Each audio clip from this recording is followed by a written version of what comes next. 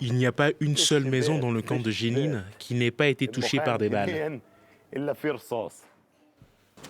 Abou Talal est un ancien combattant. Ce jour-là, il nous guide dans les rues étroites du camp de réfugiés de Jénine, théâtre d'affrontements quasi permanents avec les forces de défense israéliennes. Au moins 3 personnes ont été tuées dans cette mosquée et beaucoup d'autres ont été blessées.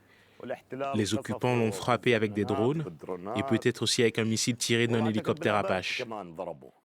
Au milieu des décombres et de la poussière, les stigmates de la guerre sont omniprésents, tout comme les portraits des combattants tombés au combat, des hommes pour la plupart.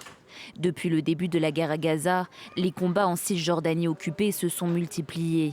Rien qu'à Jénine, 107 personnes ont perdu la vie. Même les hôpitaux ne sont pas épargnés.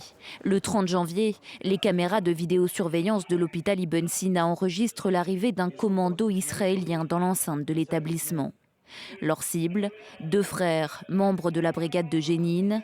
L'un d'entre eux se remettait de ses blessures. 2 mois se sont écoulés depuis leur mort. Leur mère Abir a entamé un long travail de deuil.